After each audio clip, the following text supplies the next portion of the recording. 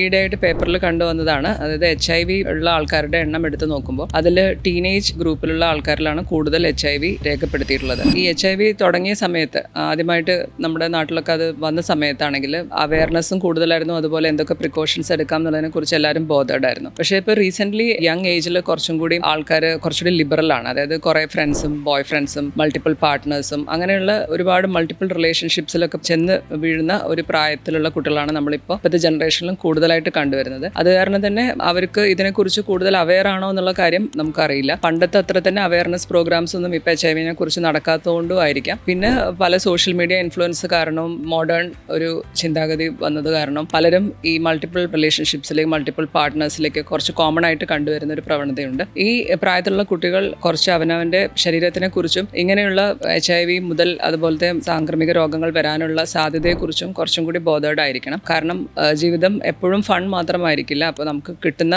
പാർട്ട്നേഴ്സിന് എങ്ങനെയുള്ളവരാണെന്ന് നമുക്കറിയില്ല. അത് ചൂസ് ചെയ്യാൻ നമുക്ക് പലപ്പോഴും കഴിയില്ല. അവരുടെ സ്വഭാവം എന്താണെന്നോ കാര്യങ്ങളോ എന്താണെന്ന് അറിയില്ല. പക്ഷെ നമ്മൾ നമ്മുടെ ശരീരത്തിനെ എങ്ങനെ പ്രൊട്ടക്ട് ചെയ്യാം എന്നുള്ളതിനെ കുറിച്ച് ബോധേഡായിരിക്കണം. അപ്പോൾ ഇങ്ങനെയുള്ള ഫൺ ആക്ടിവിറ്റീസിലേക്ക് പോകുന്നതിന് മുൻപ് ആദ്യം ഇങ്ങനെയുള്ള അസുഖങ്ങളെ കുറിച്ചും കുറച്ചുകൂടി അവെയർ ആയിരിക്കണം. അതിൽ ഏറ്റവും പ്രധാനപ്പെട്ട ഒന്നാണ് HIV. കാരണം HIV പൂർണ്ണമായിട്ടുള്ള ഒരു ചികിത്സ നമുക്ക് ഇന്ന് അവൈലബിൾ അല്ല. അത് എയ്ഡ്സ് എന്നുള്ള ഒരു മാരകമായ ഒരു അസുഖത്തിലേക്ക് കൊണ്ടെത്തിക്കുന്ന ഒരു അവസ്ഥ കൂടി ഉണ്ടാക്കുന്നതാണ്.